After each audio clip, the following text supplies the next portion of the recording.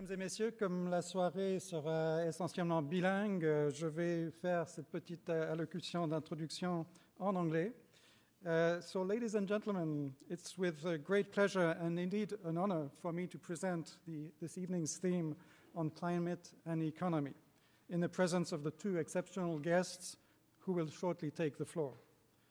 The topic of climatic change has retained scientific, political, and media attention since the mid-1980s.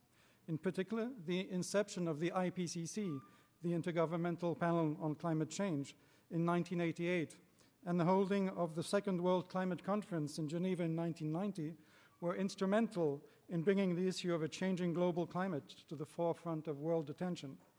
Despite much initial skepticism as to the very fact that we humans could actually disrupt an element of the planetary environment, or indeed perhaps because of the doubts expressed by numerous skeptics, the scientific community has dedicated enormous energy and time to reduce the uncertainties inherent to a system as complex as global climate. Better understanding of the functioning of the system and its interacting sub-elements, such as the atmosphere, the oceans, polar ice, and indeed life itself, improved Earth observations, and ever more sophisticated simulation models have enabled scientists over the past 20 years to progressively alleviate doubts as to A, the reality of global warming, and B, the role of human activities in the century-scale changes in climate that have been observed. Furthermore, enormous progress has been made not only in our understanding of the physical perturbations to climate, but possibly more importantly, for us citizens and those that govern us, how a rapidly changing climate could impact upon, in some instances irreversibly, natural systems such as hydrology or the continental and oceanic biospheres, and the social and economic entities that depend upon the resources of nature for our everyday lives, namely food, water, energy, and health. Clearly, science has probably gone as far as it can in bringing the climate debate to the forefront of global environmental concerns. But this has not been enough. As the slow pace of international climate negotiations have shown, new paradigms are thus required to move forward. And it is in this context that towards the end of 2006, a report based on the outputs of climate science probably made greater inroads into the thinking process of industrialists, economists, and politicians alike. This was the so-called Stern Report, named after a British economist, close advisor to Tony Blair, and once vice chairman of the World Bank. The report attempted to translate the impacts of a changing climate into economic terms. For the first time, a problem that was perceived as being purely environmental now became economic. A respected economist, speaking to his peers in industry and finance, thus rapidly gave credence to the scientific debate. It is thus in this context that the two speakers of this evening will present their views on the economic aspects of climate change.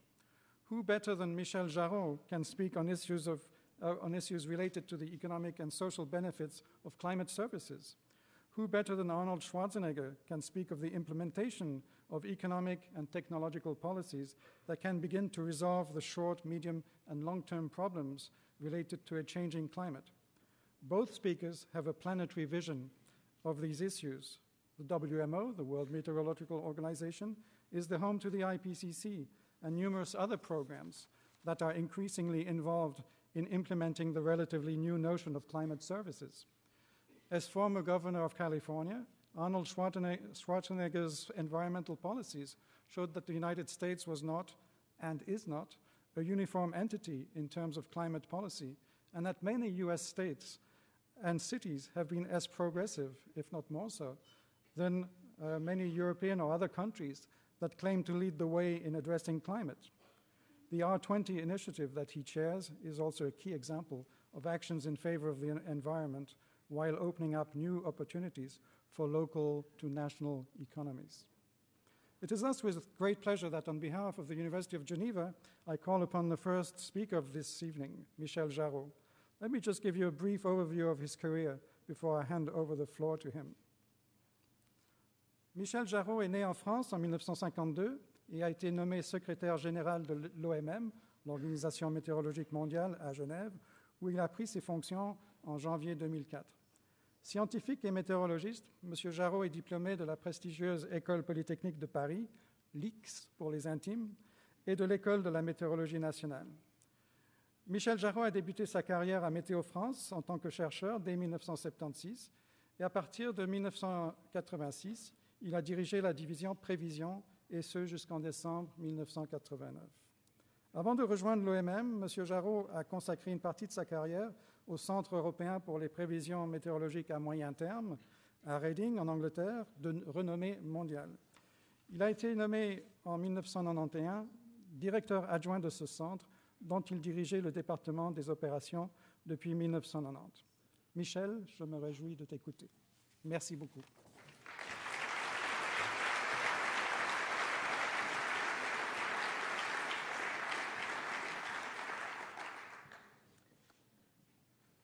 Monsieur le recteur, Monsieur le professeur Béniston, distingués membres du corps diplomatique, représentants des autorités genevoises, membres des médias et surtout, chers participants, chers collègues et chers amis. Ce séminaire, cette conférence sera bilingue, donc je vais commencer en français et après je passerai sans doute à l'anglais. Nous vivons à une époque charnière. Pourquoi ? À cause du changement climatique. Le changement climatique est un phénomène, et on le voit de plus en plus, qui affecte l'ensemble de nos activités. Le changement climatique est quelque chose qui n'est pas un phénomène nouveau, mais il n'y a pas de meilleur endroit que Genève pour parler du changement climatique. Et laissez-moi commencer par cette photo. La personne que vous voyez à gauche est un des fils les plus illustres de Genève, Horace Bénédict de Saussure. Vous avez peut-être vu sa statue dans un village près de Genève, et vous voyez sur cette statue qu'il a dans le dos quelque chose. Ce qu'il porte dans le dos, c'est un baromètre. Horace Bénédict de Saussure est la première personne au XVIIIe siècle qui a commencé à étudier l'effet de serre. Il a construit des petites boîtes pour analyser la température, et cette température, il a constaté qu'elle était différente, suivant qu'il y avait un verre ou qu'il n'y avait pas de verre. Il a aussi mesuré la différence en montant, en escaladant le Mont Blanc.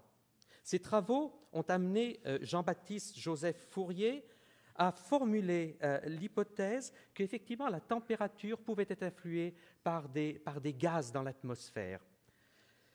À la fin du 19e siècle, un autre scientifique écossais, John Tyndall, a montré que parmi ces gaz, le dioxyde de carbone jouait un rôle particulièrement important. Il a aussi montré que pour l'effet de serre, l'oxygène, l'hydrogène ne jouaient pas un rôle très important, mais le dioxyde de carbone, l'ozone et d'autres gaz jouaient un rôle plus important. À la fin du 19e siècle aussi, un scientifique, Arrhenius, un scientifique suédois, a fait des calculs. Il a montré que si on multipliait la concentration de CO2 dans l'atmosphère par un facteur 2,5 à 3, sans doute on augmenterait la température dans les régions arctiques de l'ordre de 6 à 8 degrés. Ça n'est pas très différent de ce qu'on observe en réalité.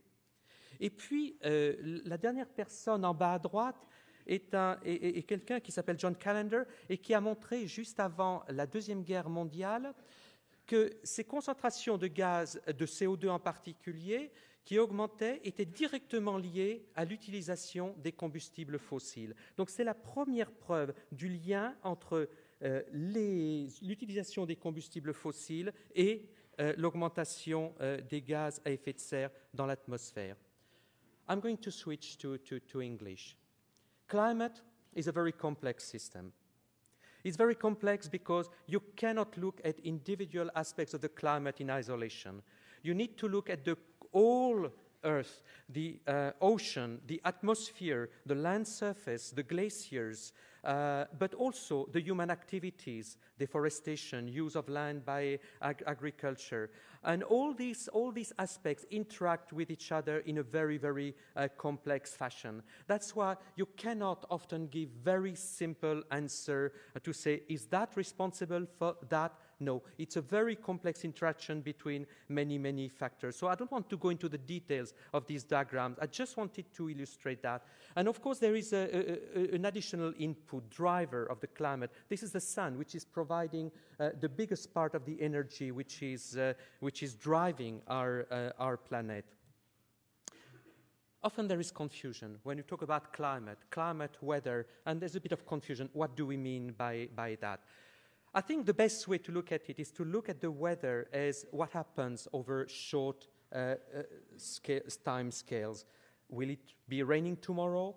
Will there be frost? What will be the wind? So the weather traditionally is considered to be on scales from minutes to weeks to possibly months. But there's not a strict limit between weather and climate. When you talk about climate, we look at the phenomena over longer time scale, usually over also larger spatial scales. We look at anomalies. We are not looking, when you talk about climate change, we're not going to tell you whether there will be hurricanes in 10 years from now, but we are going to be able to say, will the frequency of hurricanes change or will not change?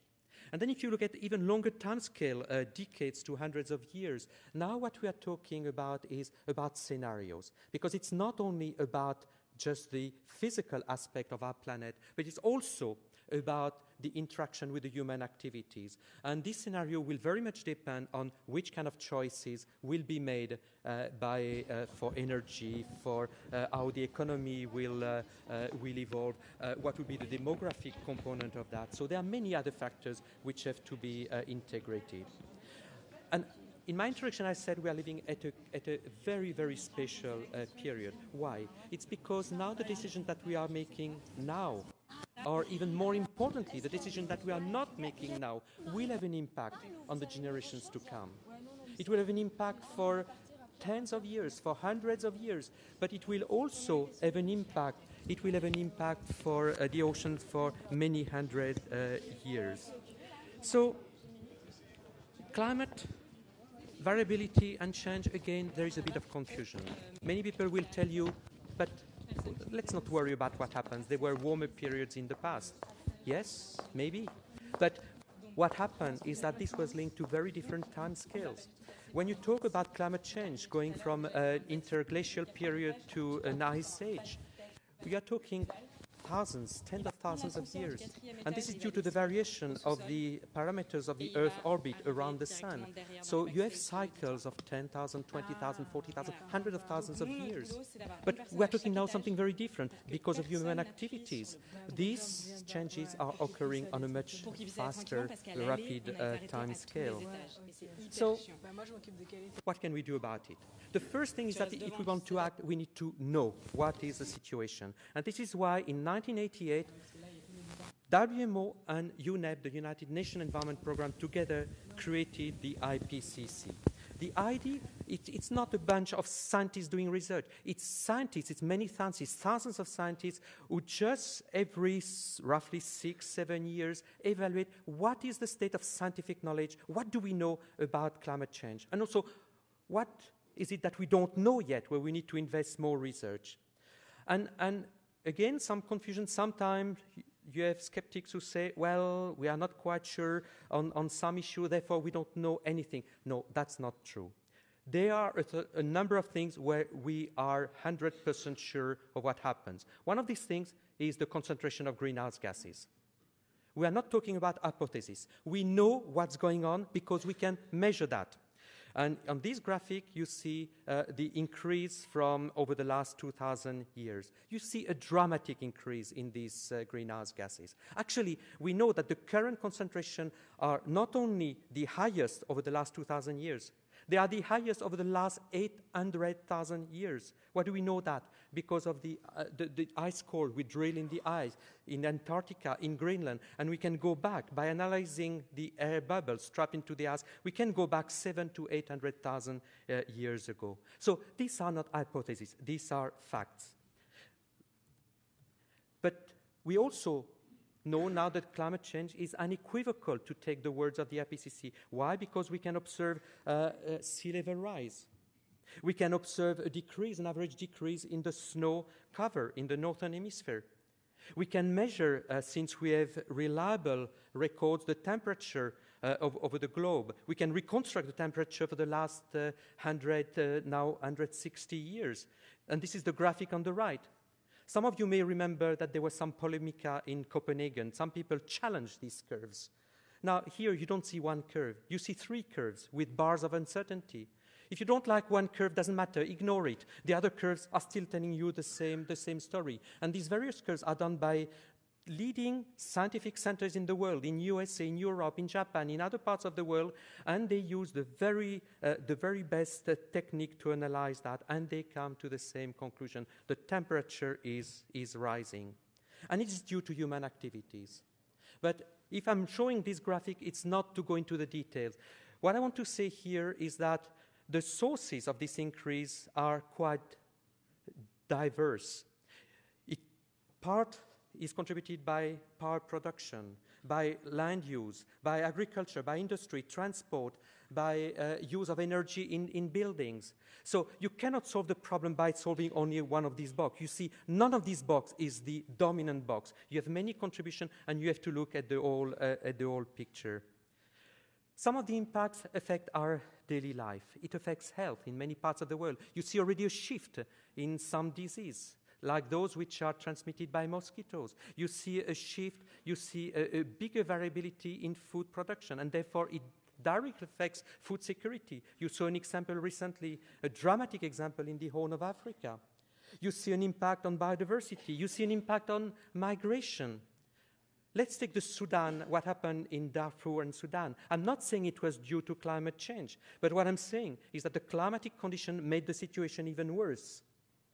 So we see an increase in the frequency and intensity of a number of disasters. All that are signals which are compatible with what we expect from climate change. And what we know is that if the climate change continues, these things will be even bigger. On the right, I just illustrated that with the heat wave. You will remember it in Switzerland in 2003, which in Western Europe killed an additional, difficult to know the exact number, but let's say between 50 to 70,000 people. It was a major disaster. And there was a similar, very intense heat wave last year in Eastern Europe and Russia, and you all remember that, I'm sure. But we also expect that beyond certain threshold, there could be abrupt changes. One of the most sort of popularly documented is the potential change to what many people know as the Gulf Stream. You see my scientific name, thermohaline circulation. But this is certainly what we expect is that if temperature or some parameter exceeds certain limits, you could have abrupt changes. Because some of the changes can have an amplifying effect. Let me take one of them to illustrate that. You know that the Arctic ice is melting. When the Arctic ice is melting, it means that the Arctic Ocean, instead of reflecting the radiation, the sea is dark, the ice is white. So it does absorb heat. So it contributes, the warming contributes to accelerate the warming. This warming will accelerate the melting of the permafrost. The melting of the permafrost will accelerate the release of methane, and the methane is a powerful greenhouse gas. So you can see some of these things could lead to changes which are beyond, which are very big. I put a picture, and I would like in advance to apologize to Governor Schwarzenegger, because this is a picture of the film The Day After. Some of you might have seen that film. Of course, this is Hollywood, with all due respect. But the message is that it will not happen overnight. It will not happen. But there can be changes which can have a dramatic amplitude over short periods of time. I mentioned disasters. Disasters are increasing in intensity, in frequency. And if you look at this graphic, concentrate on the blue bars. This is the economic cost of worldwide of disasters of hydrological or meteorological origin over the last 50 years. And for each decade, you get a bar. You can see that the economic cost increased by a factor about 50 over these last 50 years. At the same time, look at the diagram on the bottom right. This is the number of lives lost over the same period. They decreased by a factor 10. Why? Early warnings. We are now capable of providing much better early warning, and that saves lives. We still lose too many lives. We can do better, but we do save a number of lives. And this is something which will become even more important in the context of climate change. So we should put even more emphasis on disaster prevention. It is a major component of adaptation to climate change. What are the latest news? I mentioned the IPCC report, which evaluates the state of knowledge every 6 years. But of course, we don't stay idle in this period between IPCC report. the news are not good. These are the concentration of greenhouse gases. WMO issues every year a bulletin telling what is the latest state of that. Every year, year after year, the concentration of greenhouse gases, CO2, methane, N2O, break new records. So we are not stopping these things. So concentration are getting worse. Temperature continue to increase. The 13 warmest years were all in the last 15 years. The last decade was the warmest since we have recorded. You might hear here and there some skeptics telling you, but look, over the last 12, 14 years, there was no increase, and this is the right part of the curve. Now, if you watch carefully the graphic they will show you, probably the starting point of their graphic will be 98. Why? Because it was a very strong El Niño year, the strongest El Niño of the last century, and therefore it was a very warm year before because of that. But look here, we tried to put some different color on some graphics. This different color, the blue color, correspond to what we call La Niña year. Last year, 2011, was the 10th warmest year.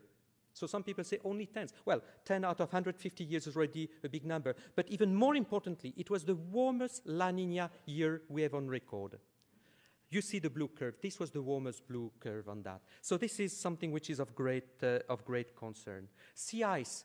Last year was the second smallest extension of sea ice in the Arctic.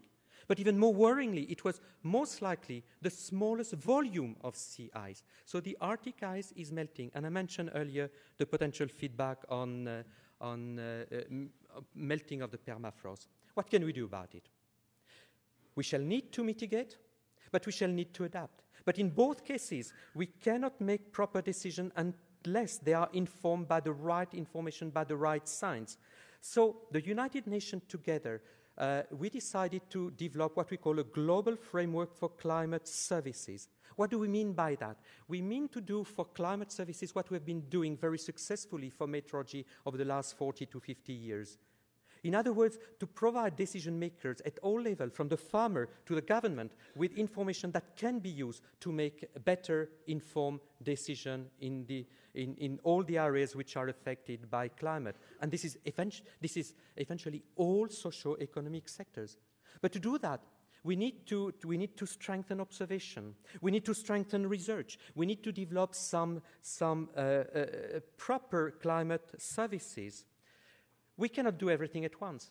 So we decided to identify 4 initial priorities. And you can see that these 4 priorities match very closely the Millennium Development Goal. And it's not a coincidence. It's because they are major issues for our generation and for the generations to come. Water management, you cannot manage water unless you know better about the climate context. If you build a dam just to realize that your dam, after 50 years, there's not enough water coming to your dam, it's a wasted investment. You need to adjust your health policy to the changing climate. Many diseases are now spreading because of the climate change. Food security, I mentioned the drought and the famine in the Horn of Africa. Famine is not something of the past, unfortunately. You still have people dying from hunger, or people being weakened to the point that they may die from something else, but initially they've been weakened by the lack of food. And I mentioned disaster reduction. So these are the 4 initial priority areas. There is another area which I've not mentioned explicitly, but which is cutting across all of them, and it's very important. This is energy. And we need to develop different approaches for energy generation and energy use. To implement that global framework, which is really a major undertaking, we have defined a number of key principles. Capacity building is essential. Out of the 190 plus members of the United Nations, the countries of this planet, we have identified about 70 which have little or no climate service, to the point that they cannot make use of any suitable information for the critical decision they have to make. So capacity building is absolutely essential. Capacity building in terms of equipment, of observation, of human resources. Greater availability of climate services. We want to develop the range of climate services. In many cases, there is information already available, but it's not in a format which can be used. We need to address the issue at various levels. When it comes to climate, cooperation is absolutely essential. No country can do it alone. USA ambassador, cannot do it alone. China cannot do it alone. Europe cannot do it alone. No country can do it alone. Every country needs to cooperate with everyone else. So this is why I'm so happy with the initiative of the governor, Schwarzenegger, because the regions have a key role to play, but also cooperation across regions in different countries. These services have to be operational. The university have a key role in developing that, but at the end of the day, people who have to make decisions have to be able to rely on the availability of this information. It will require free and open exchange of data. You cannot do that if you restrict the use of data. And this is something which is very weak in many, many countries. We need to develop better interaction between the provider of information and also the users. I mentioned observation. Many parts of the world are still undercovered by observation.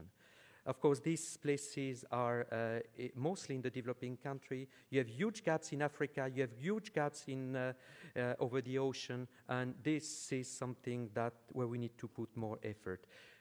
To some extent, we complement the traditional observation by a range of observation. This is it's an artist's illustration on the top right of what we do.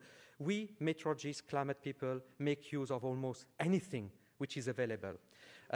We make use of ships, of planes, of buoys, of anything we make use of radio signal which are influenced by humidity, and we can retrieve humidity information out of the GPS signals. So we make use of many things, but it goes through incredibly sophisticated data processing systems which require amongst the most powerful supercomputers of the world. We also operate one of the most sophisticated network of satellites, environment satellites, meteorological satellites operated by many countries, USA, Europe, Japan, China, Russia, India, Korea.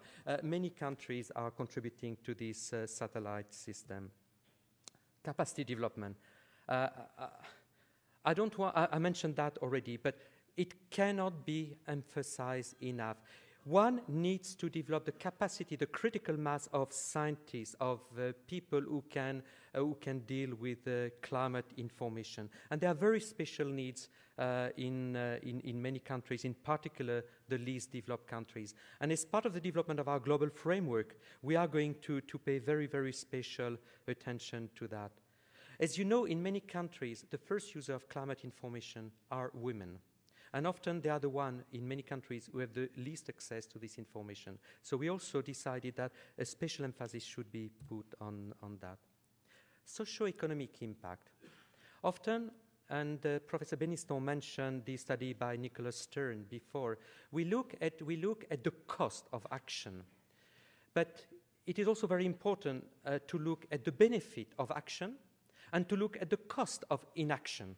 And all these elements have to be integrated. And some of the studies which have been made show that irrespective of whether the country is amongst the most or the least developed, it is an exceptionally high return upon investment to invest in these climate services, of the order of 1 to 10. Sometimes even some studies show a factor of 1 to 20, 1 to 30. But there are challenges. One of the challenges is that we're not talking like tomorrow, it will rain, it will not rain, the temperature will be so much. We're talking scenarios, probabilities, uncertainty. And to make decisions in this context requires special culture about decision making. So it is a huge challenge. And it's a big transition, a change, a shift in the paradigm about decision making. So this year, there will be a few key opportunities over the next few months. One of them, you have all heard that we are going to have a major conference in Rio to look at Rio plus 20 years after the first Rio conference. So it's an opportunity to look backward, but to draw the lessons to look forward as well. And one of the major challenges is how can we contribute to sustainable development? How can we bridge this gap between, we scientists, when we look at the climate change, we like to look at timescales of the order of decades to hundreds of years, as I mentioned earlier. When governments have to make decisions, and it is not at all a criticism, it's a fact, it's a reality. Often they are facing like in developing countries, so many priority number one issues that it's very difficult to look at the time horizon of tens to hundreds of years. But the same applies to developed countries as well. So we need to bridge this gap between the time horizon for decision making and sustainable development is really, there will not be any sustainable development if we don't integrate this longer time scale. So Rio will be a critical aspect. There will not be sustainable development without handling properly the question of adaptation to climate change, without handling properly the question of disaster prevention. And that will lead to the next conference of parties of the United Framework Convention on Climate Change, which will take place in Qatar in November, December this year. So in both cases, we believe that it's important that we can contribute not only to the negotiation, but to inform the negotiation by providing the best possible scientific information. But we need to go from the global scale to the local scale, or from the local to the global scale. Action is to be taken at all levels. Traditionally, we, in organizations such as WMO, are intergovernmental, and our traditional interface is through government. But at the same time, as Professor Beniston said, many actions are taken at the local, at the municipality level, at the regional level. And these kind of initiatives is a very, very welcome initiative, I mean the R20 initiative, so that there is also a new interface with which we can partner. So the partnership will be multidisciplinary. Climate is it's no longer a sort of sectoral issue. In the past, you had specialists in health, you had specialists in agriculture, you had specialists in meteorology, climate. Now all these things are interacting with each other. So it requires really a multidisciplinary approach. It requires a very strong, and I'm happy to see a number of representatives of the media in this room, it requires the media to play a critical role, because you can see meteorologists and climate people, when specialists talk about it, you have about 700 billion specialists of that issue on the planet. It's like football. Everyone is a specialist of that. And so therefore, the media have a big role in educating these 7 billion, in training these 7 billion specialists. But this is the way it is, and I really welcome this opportunity. So I want to sum up, because I was told I have to finish by 7:15, so I'm 1 minute away from the finish. There is a number of related issues. I mentioned climate change. Adaptation, well, we should not forget mitigation. It's also absolutely critical, because if we don't handle mitigation, we won't be able to adapt. The challenge for adaptation will be too big. Disaster risk reduction, sustainable development, and the various related benefits. But this requires strengthening of the capacity in developing countries, actually in many more countries. It requires multidisciplinary partnership. So we should see the expenses really as investment.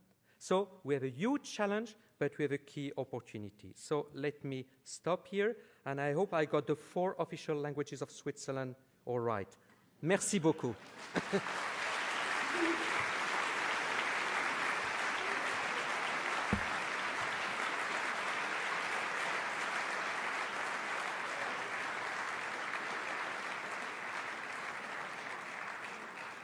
Ladies and gentlemen, we shall now have a short session dedicated to the Sustainer Award.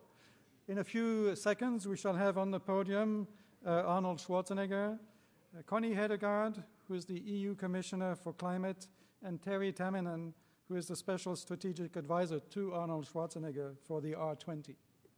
Thank you very much.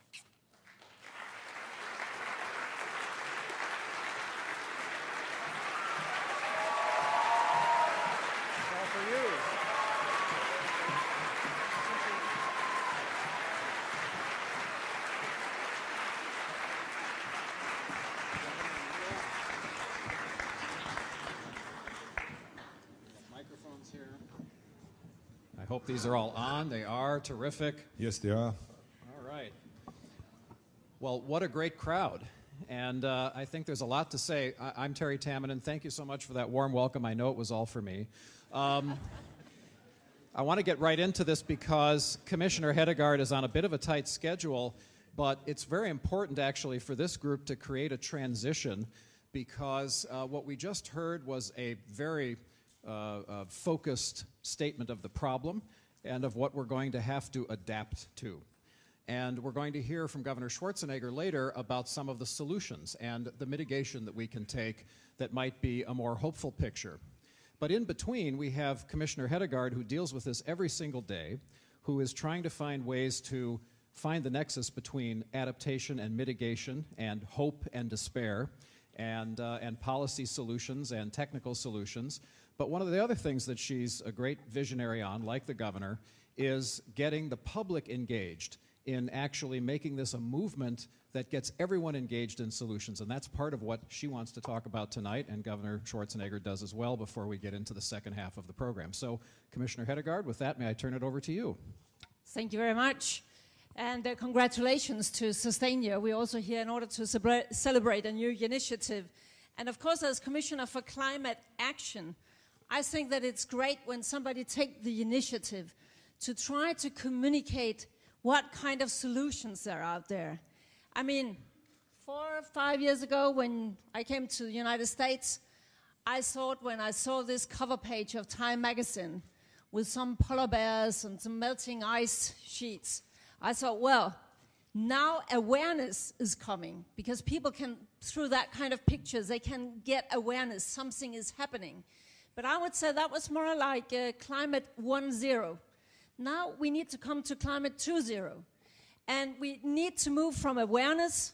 I know there are a few pockets in the world where awareness is not good enough yet, but basically we have to move from awareness now to action.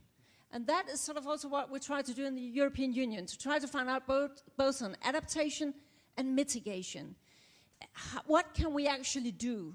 And there, of course, melting poles will not be enough to make people change the way they live their life or make some other choices in their daily life. There you have to sort of show to them that you can have an intelligent life, a smart life, a fun life, a creative life, if you apply some more sustainable solutions. I used to be a journalist, and in journalism we have this saying, don't tell it, show it.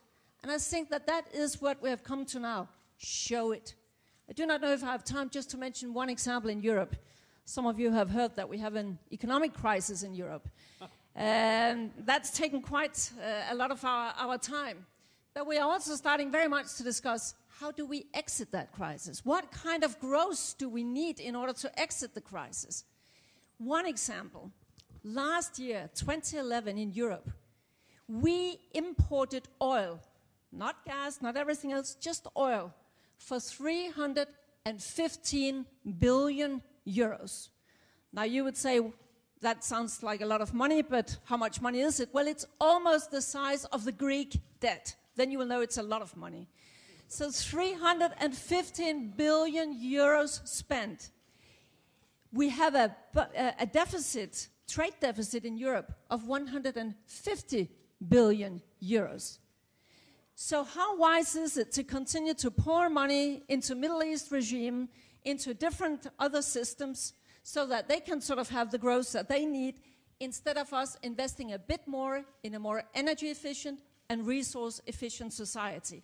And if we did so, retrofitting buildings, retrofitting pipes, things like that, we could create jobs. Jobs that we need right now in Europe, jobs that cannot be outsourced to China or elsewhere. So that's the way we try to discuss climate 2.0 now in Europe. Climate change is also about energy and resource efficiency. It's about more intelligent solutions, and it's about how we create the growth of the future. So that is how I would very much like to welcome this initiative. Show the solutions. It's not about a gray and black future. On the contrary, it's colorful, it's interesting, it's intelligent, whereas if we continue business as usual, then we are in for something very gray and very black. Thank you very much.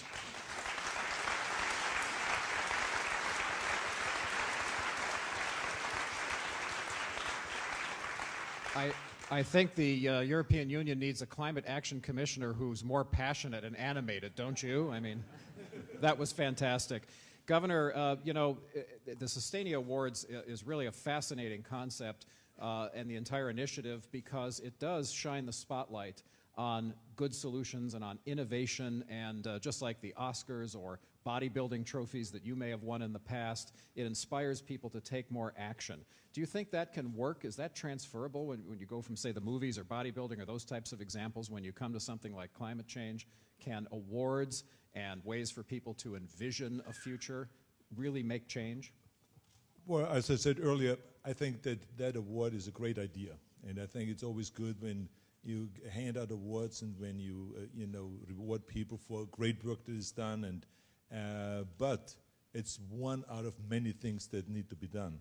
As you know, I'm a big fanatic about communication because I think that Connie hit the nail on the head, that we got to really communicate to the people and, really reach out and bring them into the movement, because obviously government alone cannot do it. If it is local government, even though the R20 that we have started, it's all about subnational governments, but they alone cannot do it. The federal governments cannot do it. The UN alone cannot do it. I think everyone has to work together in this movement, and we have to communicate and let the people know, not only kind of talk about guilt and talk to them about, this is terrible to sit in a jacuzzi because, there's greenhouse gas emissions, or it's terrible to drive with this truck because there's greenhouse gas emissions, so it's terrible for you to fly with the plane because there's greenhouse gas emissions, but to talk about the good things that are going on. Like, for instance, there is the Geneva car show that is here right now. Well, the people don't have an idea that, for instance, there's a whole pavilion out there of green cars. So we, the R20, are going to organize an event, a press event, tomorrow morning at 9 o'clock, at 9 a.m., to go and put the spotlight on green cars so the people all over Switzerland and all over Europe get to see that there's 50-plus cars out there that are green, that are getting 65 miles per gallon. And that is extraordinary performance. And so we see the car manufacturers now slowly kicking into gear and start producing alternative fueled cars, which is so important. But you see, they can have their pavilion out there from here to eternity. But if you don't communicate that, and if you don't put the spotlight on it, you have nothing. And so my point always is, and I come from the marketing background, and I've gone through, putting the spotlight on things, if it is, fitness and going through the whole fitness crusade and promoting my movies and everything. If you don't communicate right, you have absolutely nothing. No one will buy your product. You can have the best product in the world, but no one will buy it because no one will know about it. So those are the kind of things I think that's very important to do, and that's what we, the R20, are all about, is to go and see those holes that we have in this whole environmental movement and try to fill those holes and be more inclusive, and as I always say, to make the whole movement more sexy and more attractive, more hip, so that everyone becomes part of it, and not to make people believe that government will take care of you and government will take care of the solutions, but it is you. Each and every one of you has to ask yourself all the time that question, what do I do personally? And this is why it's also important for us to communicate what you can do, in fact, personally on a daily level. That's a great message. That's worth a round of applause, absolutely.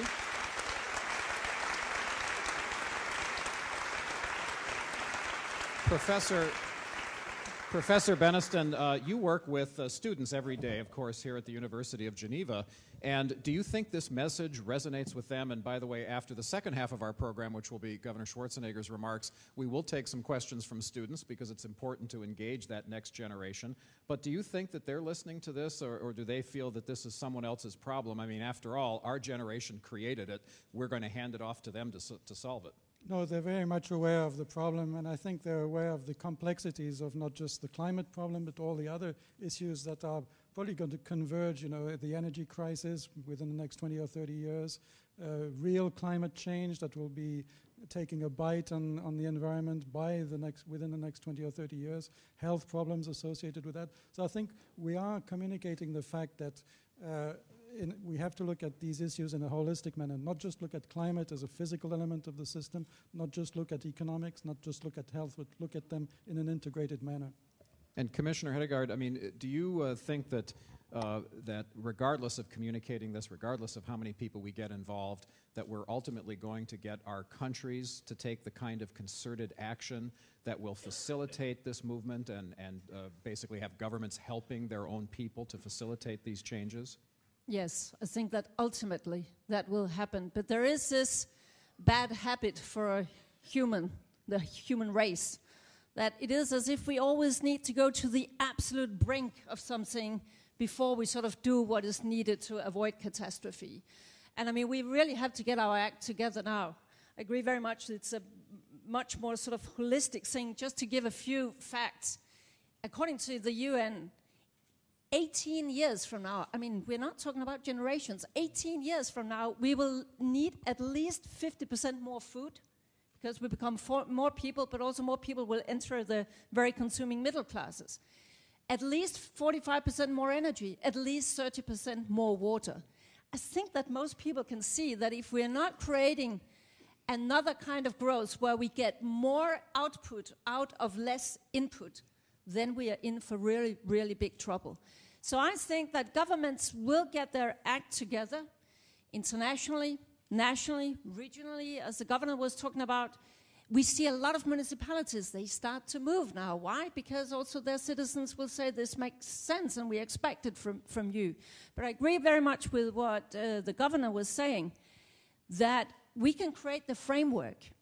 We can get the targets right, the pricing mechanisms right, the taxing systems to create the right incentives, things like that. Politicians have their responsibility. But in the end, it is the science community that must provide sort of basic knowledge that we can act on, new technological solutions. Companies will have to make these solutions available. We have a lot of solutions now, but it's not disseminated enough. So we need to take the solutions that we have to scale. And then I think that it's incredibly important, the point about the responsibility that each of us have in the daily choices we make. Each day, each of us send clear signals to those who are producing the different goods that we demand. And we have a huge power there. So politicians, citizens, companies, all of us have our respective responsibility in this. And Mr. Giraud, I mean, you obviously work with an organization that is created to measure things, to look at systems and how they work. And from your presentation, it's clear that you have a great view of that. Do we have enough information to feed it back to policymakers and to citizens so that they understand that there's only so much time left and really how much time that may be? Actually, we do measure. We do more than measuring. But you do at least that. You see, to make decision, you need to start. You cannot manage what you don't know. So, knowledge starts with observation. Observation has to be transformed into information, into products which are suitable for decision making. And indeed, what I presented in my just a few minutes ago was an initiative which is exactly to address the question you have been asking. Right now, there's not enough information often, or information in a form which is not quite suitable for making decision. So we are working on that to provide decision makers at all levels, regional levels, global levels, but also to the fishermen, to the farmers, with information that they can use to make decisions in climate-affected areas. It is a big challenge, but it is something that where we have made huge scientific progress over the last 20, 25 years. Just one example, 25 years ago, it would not have been possible to predict the onset and development of El Niño phenomena, which affect many countries. Now it is possible because of this scientific progress has been huge. But this has to be translated into final products to make decision. So yes, we are working on that. We are confident, but time is not on our side. You see, in Copenhagen, I was discussing with a number of representatives of small islands, and they said the target of 2 degrees globally is not enough. We need 1.5 degrees. I said, yes, I agree. However, the laws of physics are against you.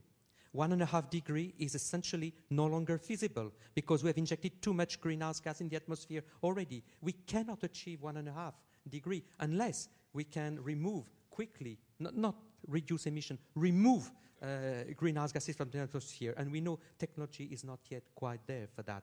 But even 2 degrees was a challenge in Copenhagen. 2 degrees is now even more difficult. And if we don't take quick action, 2 degrees is on the verge of being impossible. So back to your question, even for that, to inform that decision, we need to provide better and better information. And this is what we are trying to do. Well, time is not with us on this section of our program this evening either, but thank you for that clarity. It's clear that there is no time to waste. And so with that, I'd like to invite you all to thank this panel. We're going to move on to Governor Schwarzenegger's presentation, but please give them a great big round of applause for that wonderful context.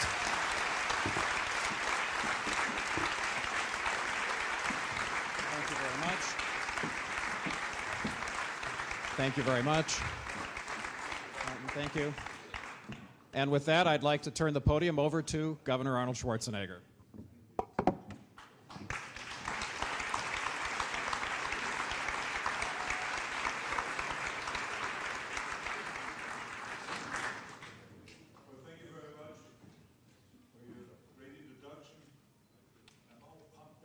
Today at the University of Geneva with the future leaders of Switzerland and of Europe and hopefully also of our green energy revolution. But before I go on with my speech, I just want to say thank you to a few people like Michel Saban, who is the president of R20, then Christophe Natal, who is the executive director of R20, Linda Adams, who was the head of our EPA, who is sitting out there, and also Terry Tamminen, who you heard just out here, and this is his birthday today. Let's give him a big applause for.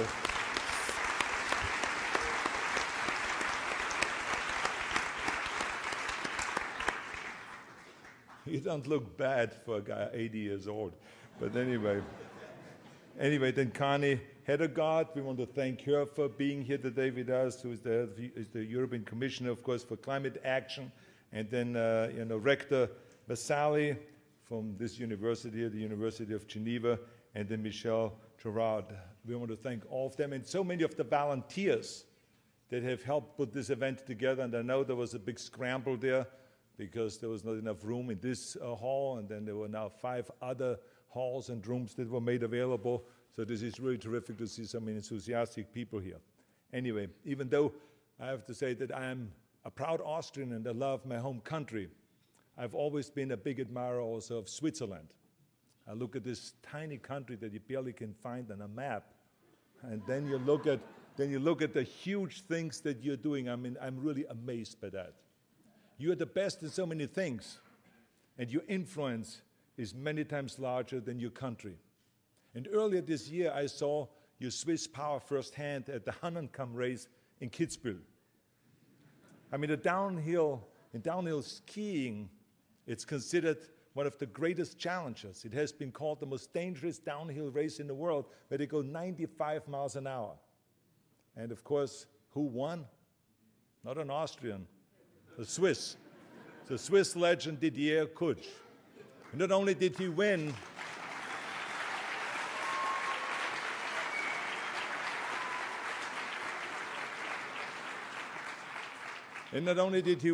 but he also won for the 5th time, which broke the all-time record held by one of Austria's own legends, and my very dear friend, Franz Klammer. So it is fantastic to be here in a country that knows all about success.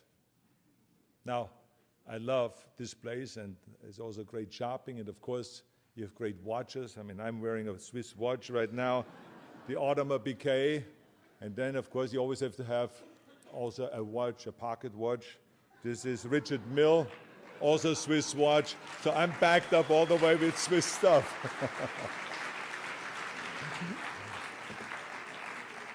Anyway, I just finished filming my new film, Last Stand it's called. And very soon I will start filming my next film called The Tomb with my great friend Sylvester Stallone.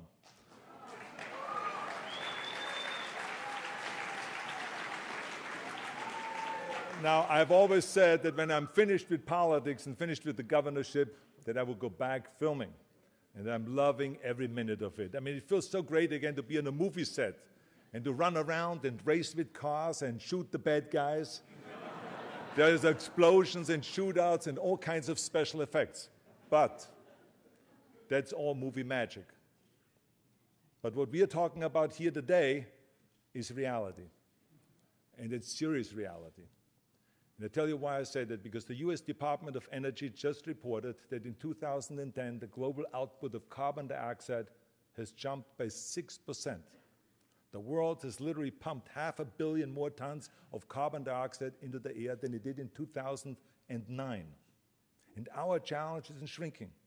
Every day our population is growing. Last year the world's population hit 7 billion.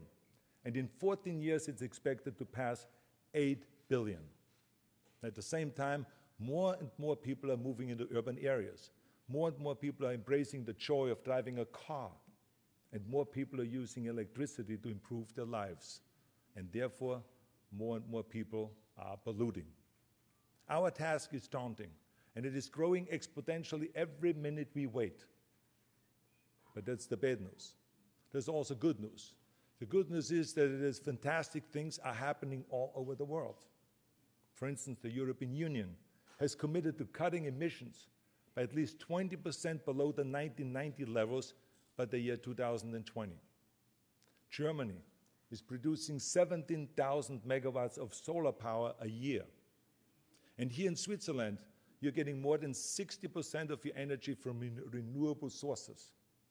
And in my native Austria, there's great things happening there, especially in a little town called Güssing, where they went from being unable to pay the power bill 15 years ago to creating all of its own energy with renewables today. And in Norway, they're almost at 100% of renewables. And in Oslo alone, they cut energy use by 70% by installing energy-efficient streetlights. And I was just in India, and I found that Delhi, one of the biggest cities in the world, has converted all of their taxis and buses to natural gas, which produces 60% less greenhouse gases than oil. And of course, we in California, we have done historic things ourselves. When I was governor, when I was elected in the beginning, I remember I promised the people of California that I would protect the environment and I would pump up the economy. Now, some tried, of course, to dismiss this by saying, come on, Arnold, he's driving this gas-guzzling Hummers. Plus, there's an R in front of his name. He's a Republican. Those are just empty campaign promises. Well, what they didn't know was that my Hummers were running on biofuel and on hydrogen. And when it comes to the environment, there is really no right and left. There's only one way to go, and it is forward. And that's exactly what we did in California. We marched forward. So we put together a great team with the public sector and the private sector, Republicans and Democrats, community organizations and universities, labor and businesses, and we all worked together. And believe me, there was a lot of action. We started building the hydrogen highway right from the beginning to provide fueling stations for hydrogen-fueled cars. And then we passed the tailpipe emission reductions, which then was adopted by the Obama administration on a national level. So that shows you what power subnational governments actually have. Then we did the 1 million solar roofs. Then the renewable portfolio standard, moving our renewables to 33%. And then we did our historic climate change law, AB 32, where we made a commitment to reducing our greenhouse gases by 25% by the year 2020 and 85% by the year 2050. And our green economy has boomed. The green sector has produced 10 times the jobs of any other sector in California and has attracted 67% of the green tech venture capital in the United States. So California is getting all this venture capital, even though 67%, even though we only represent 10% of the United States. There are examples of great action everywhere you look. But still, I have a major concern because there are some who are frozen. There are countries and states and cities and people who think that we can't create a green energy future without an international agreement. And I am on a crusade to change that.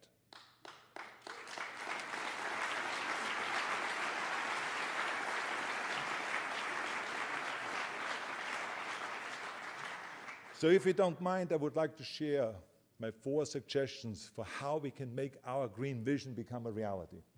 First of all, banish the word impossible from your vocabulary and do it right now.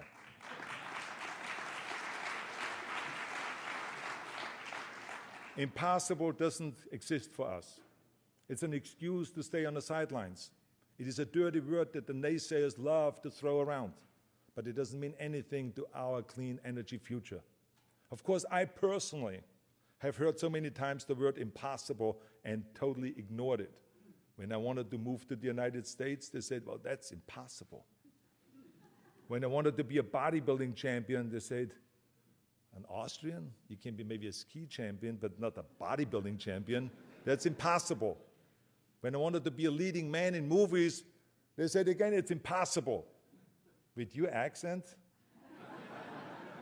with your overdeveloped body, and with your name Schwarzen, Schnitzel, or whatever it is, it's impossible. And then, when I said I'm going to run for governor, I want to be governor of the great state of California, they said again, it's impossible. You have to start little. You have to start as a city manager or as a mayor or maybe as a state assemblyman or something like that, but not as governor. That's impossible. Of course, I always ignored this word impossible. I believe what Nelson Mandela said. He said, things always seem to be impossible until someone does it. And that's exactly what I've done. I've always done it. Which brings me to number 2, and that is don't wait. Don't wait for anybody. You will never get where you want to go by sitting on the side of the road and waiting to be rescued. Whatever you're waiting for, if it's an international agreement or federal action or anything else, stop right now. Hope for those things, yes, but don't wait on them. I hope there's an international agreement, a Kyoto 2, just as much as anyone else. Believe me, I love sequels. I come from the movie business. So of course, and I know that if anybody can bring all of the nations together, it is UN Secretary General Ban Ki-moon, who is a great leader and a great visionary.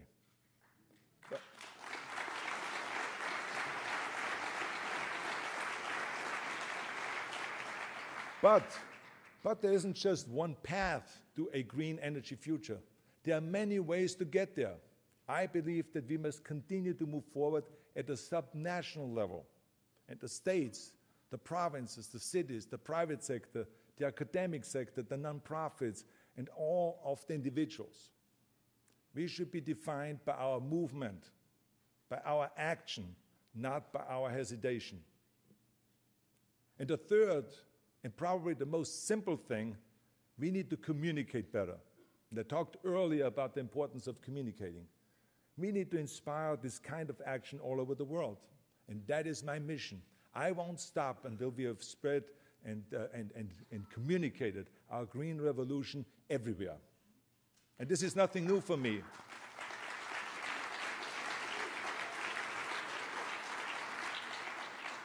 It's nothing new for me because that was the same with the fitness crusade. When I started bodybuilding, I remember I wanted to win trophies. I wanted to have the most perfectly developed body. I wanted to win Mr. Olympia and Mr. Universe and Mr. World and all of those titles. But as time went on, bodybuilding became something much more to me. I didn't want to just spend time in front of the mirror and train for myself and lift for myself. I wanted to lift the entire sport. I wanted to inspire the world to be healthy and fit. I wanted everyone to feel as great as I did. So I did everything that I could to spread that message.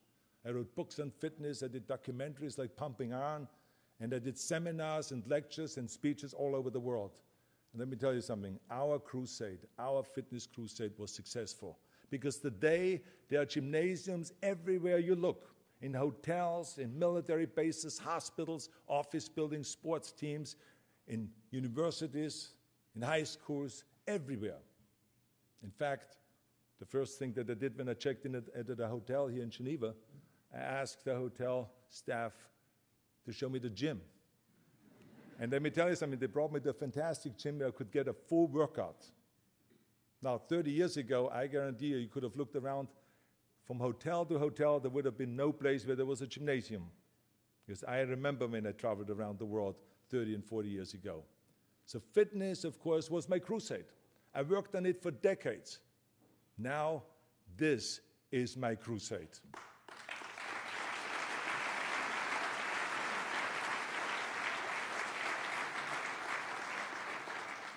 Now I want everyone to know the benefits of clean, green energy. I want everyone to know that they can accomplish what we did in California, or what they're doing in Switzerland, or what they're doing in Norway, or in Austria, or in any other place where there's great success.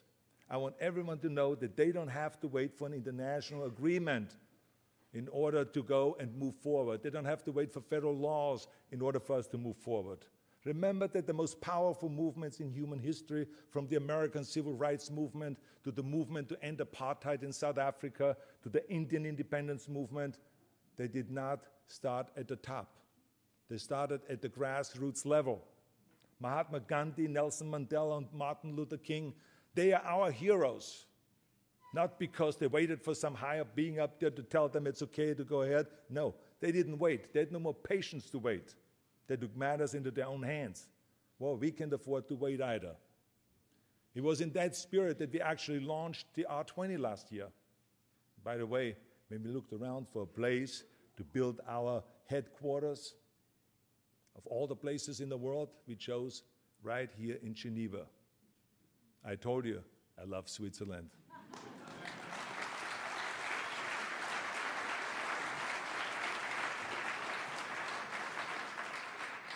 The R20 is all about action.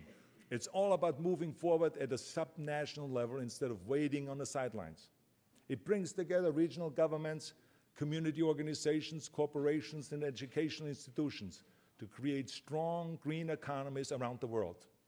The R20 will ensure that the great energy work that's being done in different parts of the world is shared with everybody. We will make sure that the people in Delhi know of the great things that are being done right here in Switzerland. We will help provinces in Morocco learn about what California has done and what kind of technology is available in California. We will make sure that the world knows about the efficient streetlights in Oslo and the biomass projects in Güssing, Austria. You see, in this way, we can address climate issues in two directions, from the bottom up and from the top down. And one day, the two approaches will meet in the middle and will achieve critical mass. But to do that, we're going to have to make our green cause a little sexier, of course, and a little bit more hip, instead of using guilt and this doom and gloom approach. I don't like guilt. I think that no movement has ever been successful based on guilt. I mean, it doesn't make any sense to tell people, you shouldn't take a jacuzzi because there are greenhouse gas emissions. You shouldn't go and drive with this truck because there's greenhouse gas emissions. You shouldn't go and fly with the plane because there's CO2 emissions and all of those kind of things. And you can't tell someone who is worried about losing their job or barely holding on to their house or struggling to provide for their family that they should worry more about melting polar ice caps or rising sea levels or beetle-infested trees in Colorado. And lecturing the developing world is not any more productive.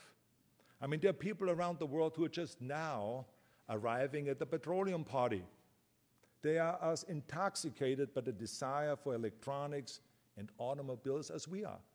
And the worst thing we can do is act as if we were more enlightened beings that can judge what is right and wrong. The worst thing we can say is, hey, you've been riding your bicycle for years and years and years. Don't stop. Don't buy a car. Just continue riding that bicycle. It's so much better for the environment. Imagine being handed the keys to your first car and then having someone tell you, hey, leave it parked in a garage. It's so much better for the environment.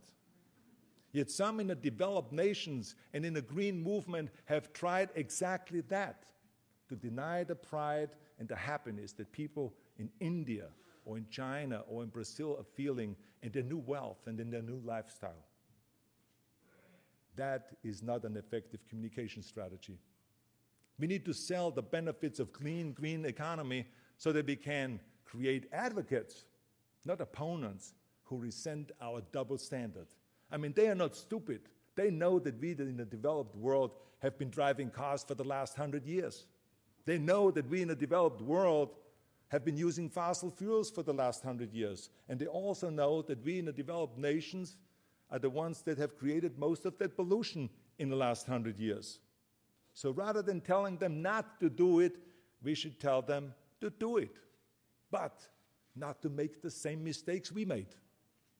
We should say, enjoy your higher standard of living and your rising prosperity.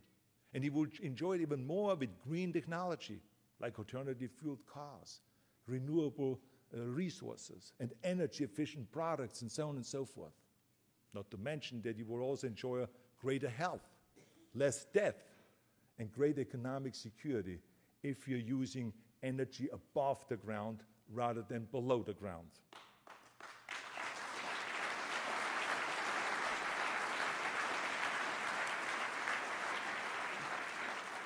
So you see, that's what we should tell them.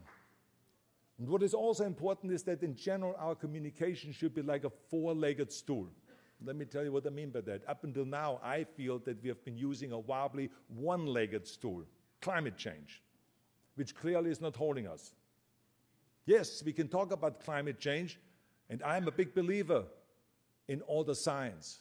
And I think we should talk about it, but this shouldn't be our only argument. If someone doesn't believe in climate change, does it mean that the argument is over and we have nothing to talk about anymore? No. Second leg ought to be jobs. Everyone loves to have a job. No matter where you go in the world, people love to work. And we've seen in California and right here in Switzerland and so many other places that a green economy is a growing economy that creates more jobs. Who could be against that? So let's talk about job creation when we talk about going green and going towards a green energy future. And the third leg ought to be national security, which we never talk about in this whole debate. I mean, for decades, industrialized democracies have been in a terrible position of having to purchase oil from foreign countries, often from countries that you don't want holding that power to cut off your supplies or disrupt your economies. Look what's happening right now with Iran. They don't like some of our policies here in Europe, and so therefore they say there's an oil embargo. And prices are shooting through the roof. They've basically taken us hostage. So just as the economy gets started again and is trying to come back, and as people have a little bit more cash in their pockets, we are ripping that cash away and we are sending it to the Middle East. Does that make sense? Doesn't make any sense to me. So let's communicate about this, about national security. Let's go and talk about those issues rather than just talking about climate change and about rising sea levels and about the melting ice caps and those kind of things. And the fourth and the strongest leg is, of course, health. Pollution kills. It debilitates. As we meet here, countless people are struggling to just breathe. One study estimated that a staggering 40% of deaths worldwide are caused by water, air, and soil pollution. In the US alone, 100,000 people a year die from pollution-related illnesses, which is more than the combined number of traffic deaths, suicides, homicides, and our military fatalities in Afghanistan and in Iraq. So you say to yourself, why are there no protests about this? People are protesting about the wars. Why are there no protests about that? About all these millions of people that are dying because of pollution? It's because we are not telling that story. We are not communicating that. Clean energy can save lives, millions of lives, and it is our job to get that message out there. As a matter of fact, I believe that the other side is doing a better job. Those who support the status quo, those who want to continue polluting and polluting and polluting, have a very simple argument. They go straight for the gut, appealing to the people's survival instincts, that the only safe course is to do nothing. If you go green, they say that the economy will crash, prices will shoot through the roof, and you will lose your job, so people get scared. See, that's the way they communicate. I think we should be just as simple and as straightforward with our communication. We should talk to the people about things that really matter. I mean, you can have the best product in the world, as I said earlier, but if you don't communicate the proper way, no one will buy it. You have nothing. So, ladies and gentlemen, the fact is that the environmental movement and all of us that are fighting for a green energy future aren't doing a good enough job with our communication. And it is my mission to change that, because I believe a lot of it has to do with communication. And the final thing,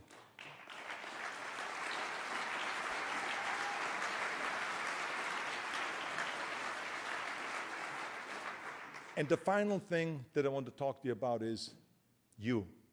That's right, you. You have extraordinary power. As I said earlier, you can perform miracles. If we work together, we can achieve very quickly a green energy future. I remember when I heard my father-in-law, Sergeant Schreiber, who started the Peace Corps, the Job Corps, legal aid to the poor, VISTA, and all those kind of programs under the Kennedy and under the Johnson administration. He's one of my heroes. He said to the students at the Yale University, tear down that mirror. Tear down that mirror that makes you always look at yourself. And you will be able to look beyond that mirror, and you will see the millions of people that need your help. Wow. I was blown away by that. Those words hit me like a lightning bolt. And once I tore down my mirror, I couldn't stop serving.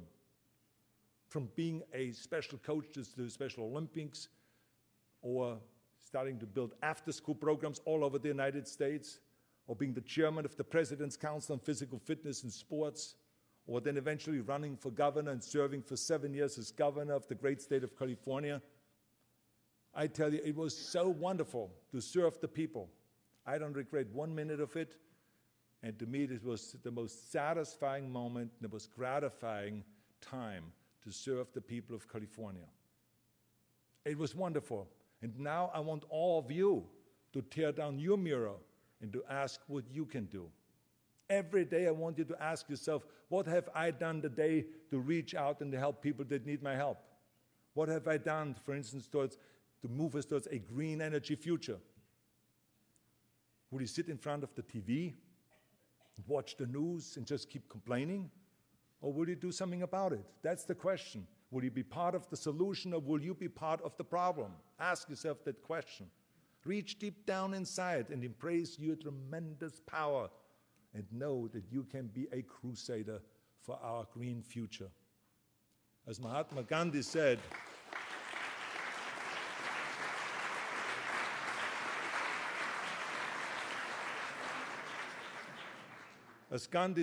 be the change you wish to see in the world. Be the change you want to see in the world. So do it. You be the change. Don't wait for other people to fight your battles. You step into the arena and you fight the battle. You fight for a green energy future. As I've said, everything starts at the grassroots level. Look what just happened with Apple. Consumers protested the conditions for the workers in China, and they improved things within a few weeks. Within a few weeks, things were changing.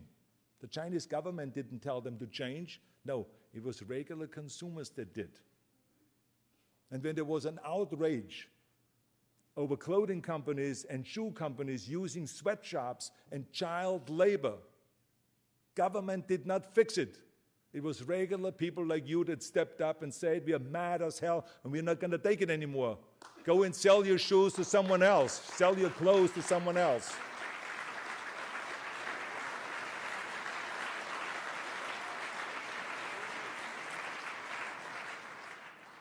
And California is a perfect example of that.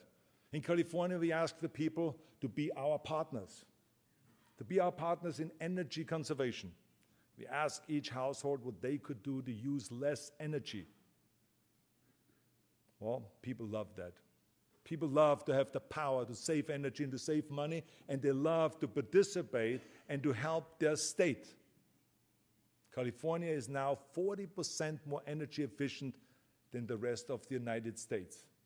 Think about that. Just to give you an idea what that means, because someone said today here that we don't have the technology to reduce and to achieve our goal.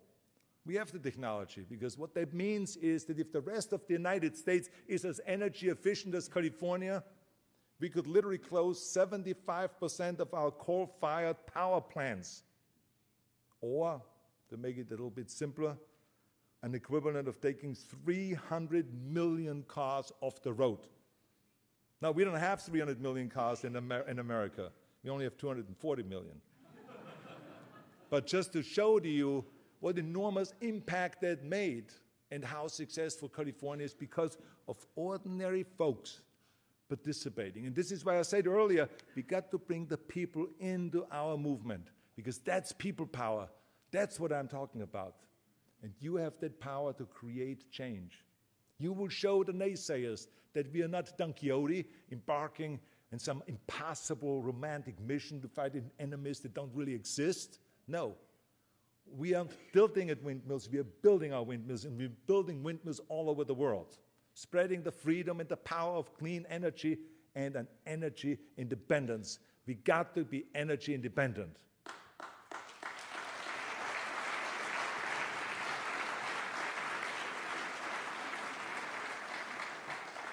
So the bottom line is, you are the future of our green energy movement. You are the ones that we've been waiting for. So thank you very much for your attention. Thank you for your hospitality, and thank you for having me here in your beautiful country. I'll be back. Thank you very much. Thank you.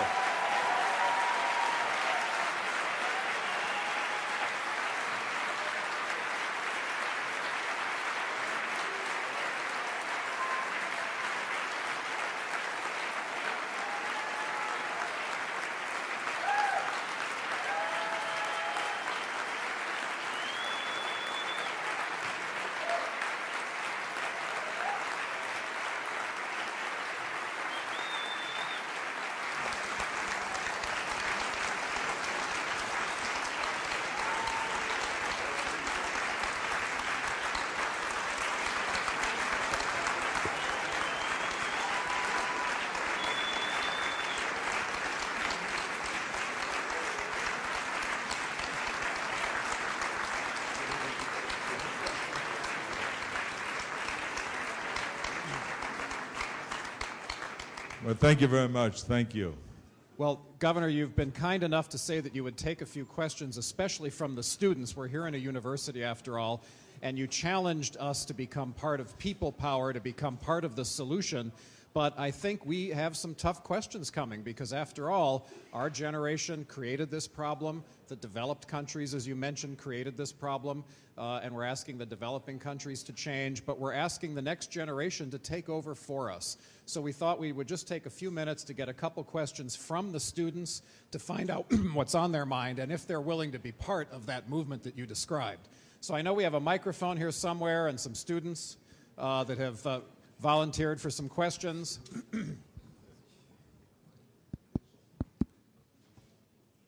Hi.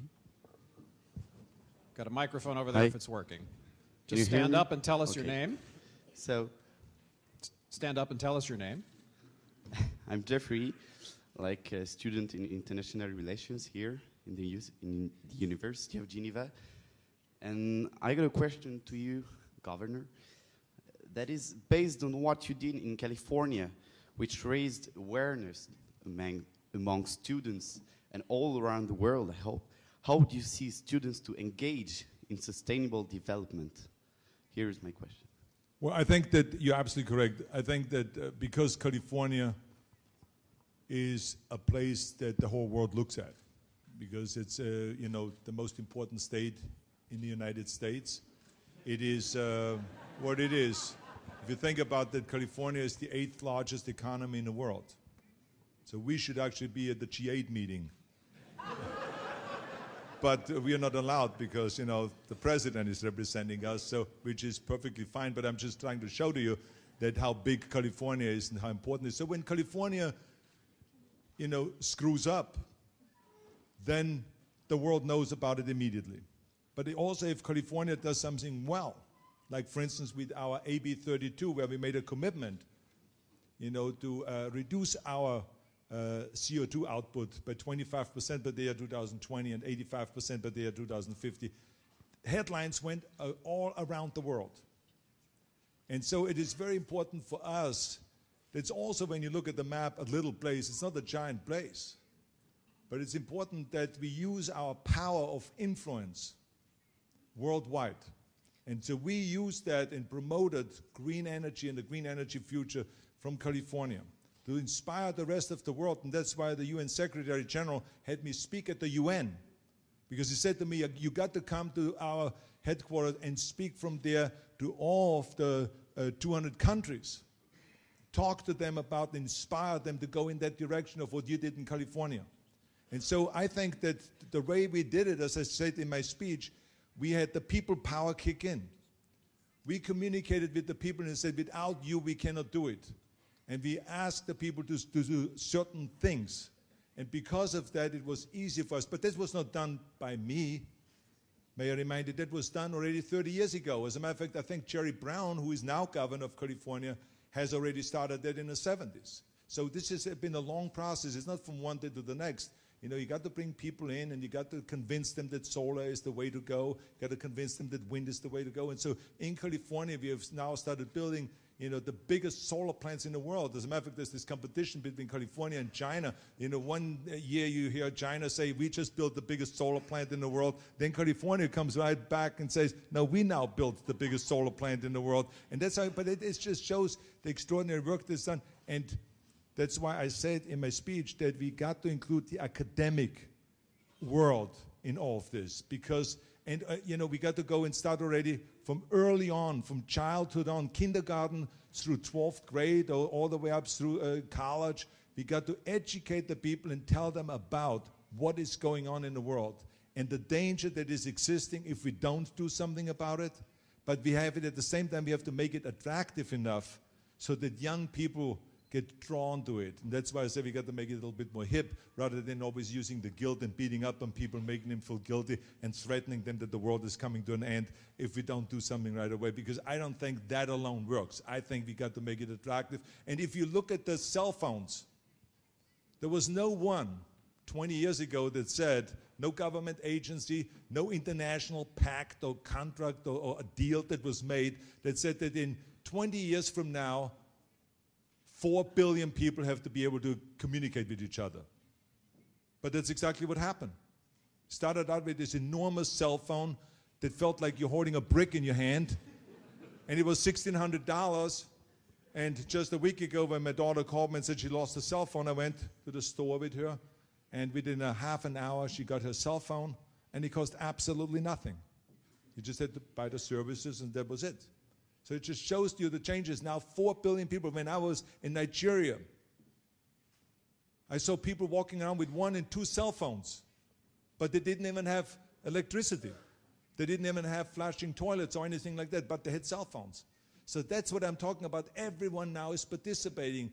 Everyone is part of that communication. And that's what we want to do with the environmental movement also. Make people buy in and become part of it. And especially it's important that the students participate in this whole thing and they become the crusaders also. Okay? A great answer.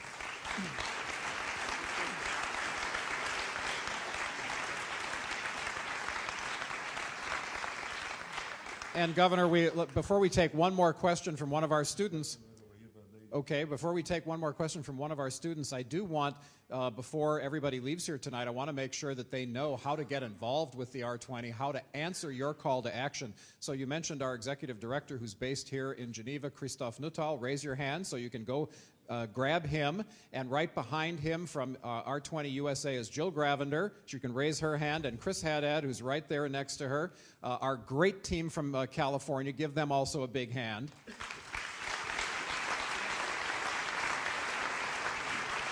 And if you're interested in participating in Brazil, our R20 Brazil director is right here, Jorge Machado. Raise your hand. So there's all kinds of people here in the audience tonight who can tell you how to get involved and how to become part of that solution. So let's take one more question from one of our students. Let's make sure she has a microphone.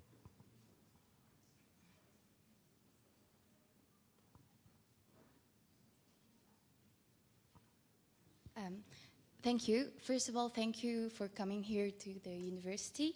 I just wanted to say I'm disappointed because I waited during 2 hours in front of the doors, and as you said, we have to tear down the mirror and not stop looking at ourselves. And you quoted so many times California. I'm wondering why you said that. And I want to know, what can we do? Because you said we have to take action. We have to stop. We don't have to wait. But I was hoping for some advices, something we can actually do. As one of your colleagues said, we're in time 2.0. Maybe we have to go to 3.0 and say, what can we do, instead of saying do something, and maybe stop driving Hummers, although they're green Hummers. Maybe do something instead of saying to do something. Thank you. Well, thank you. That's why I said earlier that you should ask yourself, what do you do? Ask yourself that every day. Like, for instance, tomorrow, when we do the press conference at the auto show, and we go to the Green Pavilion, we want to show to the people that they don't have to buy a car that only uses gasoline. There are alternative fueled cars right now available. And if this is hydrogen, if it is electric battery cars, hybrid cars, and so on and so forth, so they don't have to go and fall for that trap of rising gasoline prices at the pump. So that's what you can do. So when you go out and you buy your next car, you should know that there's 50 different cars out there that are alternative fueled cars. You can contribute a lot if you buy one of those cars rather than the other cars. The second thing you can do is, I mentioned the example on purpose about the street lights. That in Oslo, 70% of reduction on energy because they changed the street lights.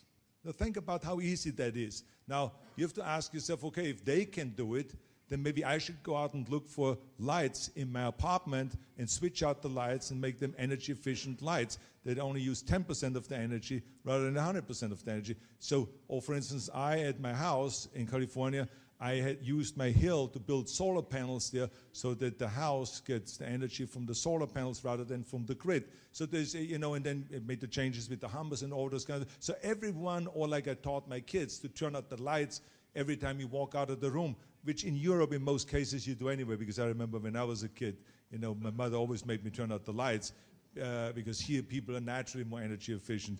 But the bottom line is there's a lot of little things that we can do that really contribute. And you got to be able to answer that every night when you look in the mirror and they say, I have done X, Y, and Z in order to help this movement to get us towards a green energy future, and also to be an activist. Because as I said, that you saw, you know, just recently changes that consumers created. So you can go and write to the car companies, you can write to various different companies and create green products that will also help. So if everyone participates in this movement, we can, as I said, create miracles in the future. And thank you, Governor. And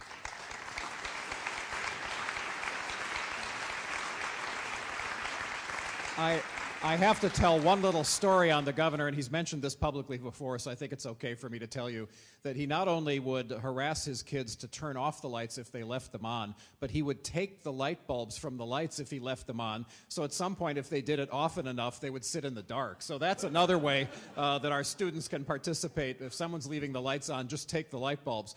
But one other way, Governor, which you exemplified, and we'll close on this note, is that, look, you can participate in government. That's one of the things that I think everybody here should take away from this message. If you think about all the things that you could do in your career, all the opportunities that you had, and instead you chose to serve, you chose to go work in Sacramento, and a lot of people criticized you, a lot of people said it wasn't enough or it wasn't good enough, but you did it, and you continue to do it. I mean, even now, you could be off doing other things and you're doing movies, but you're still serving the public in this way. And I think that's fantastic, and that's a great example. Get involved in government. A lot of people say government's not so great or government's the problem, but you've proven, I think, that at least in this case, government is the solution. So people ought to get involved and get involved in their government. Well, you're absolutely right. But I mean, there's just so many things that you can do, and you know, you see people always sitting in front of the TV or reading the paper, reading a magazine and say, oh, this is terrible. I mean, look at the economy. This is terrible. Look at how they, you know, pollute the world. This is terrible. Look at the street gangs here, like in Los Angeles. Look at the street gangs. That's terrible. And I say, well, what do you do about it? If you don't like the street gangs, the reason why they are street gangs, because they don't have parents in the afternoon to take care of them, to supervise them. So that's why I went out and created after-school programs in all the major cities in the United States so that we can keep those kids that are in danger because they don't have parents waiting for them when they get out of the school, and take care of them and help them with their homework and with their academic work and give them sports programs and fitness programs and academic stuff and all those kind of things. So I did something about it. Rather than complaining and say, oh my God, the gangs, they kill each other, isn't it terrible, and all the drugs. So we are out there on a crusade to say no to gangs, no to violence, no to drugs, and yes to education, and yes to life. So we do something about it. So what I'm saying is instead of complaining, are you the one that is complaining and saying, oh, someone else is going to do it? yeah, someone else may be doing it, but wouldn't it be much better if you help right along the way? I mean, we got to take care of our country, of our community. That's just the way it is. And I think that instead of waiting for government to do everything, which I think is almost impossible for government to do everything, I've said there, it's overwhelming.